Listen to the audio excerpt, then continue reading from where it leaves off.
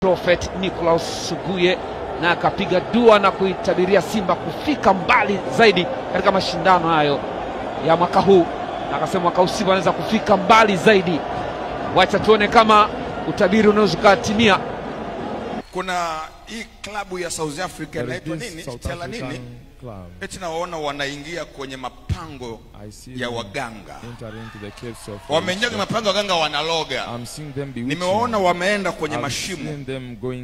Alafu kuna mganga ameandikwa Sangoma nyuma na huku. Alafu amevaa manyoya kichwani, yani kama taji ya manyoya, alafu na uso wake wa ajabu, naona anawatengeneza viongozi wakimesa kidogo tu, wakaanza tu kukolofisha na wakatamani wapange wao, wakati mwingine kikosi mwanzishe yule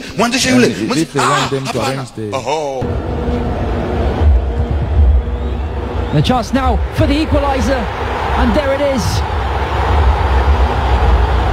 Stellenbosch are level. Aggregates.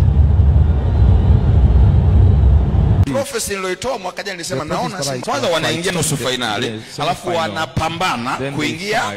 Mashabiki wa Simba wote popote pale mlipo, Mungu ananiambia niwaambie mwakani Simba hakamatiki.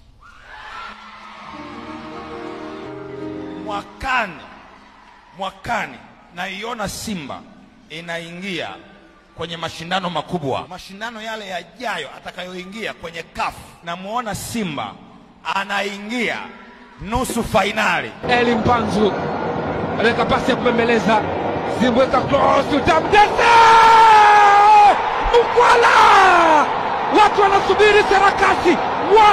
1-2 mbaya hiyo kwa Al-Masry. Stephen Dese Mkwala. Dar es Salaam imetulia kwa muda. Shomari Kapombe, show me the way. Kapombe! Shomari Kapombe ana ujumbe maalum. Simba Sports Club, Simba Sports Club wanafanya muujiza. Mwakani naiona Simba inaingia kwenye mashindano makubwa, mashindano yale yajayo atakayoingia kwenye CAF. Na muona Simba anaingia nusu finali, na muona Simba anapambana kuingia finali. Here comes the delivery, it's low, it makes its way into the back of the corner of the net. The opener comes to Simba. They asked, and they've received finally. Neno wanapambana lazima uelewe vizuri katika ulimwengu wa roho. Nimewaona hawa jamaa wameenda kwenye mashimo, wamepelekwa kwenye mashimo ya waganga wa kienyeji. Sasa leo tutamthibitisha Mungu leo. We are going to confirm God.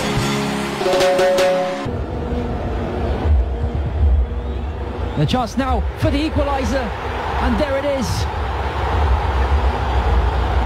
Stellenbosch are level. Aggregates. Nimesema kwa maslahi ya nchi na nilichokiona, sema e Bwana Yesu, mapenzi yako yasimame kwenye taifa letu katika jina la Yesu. Amen.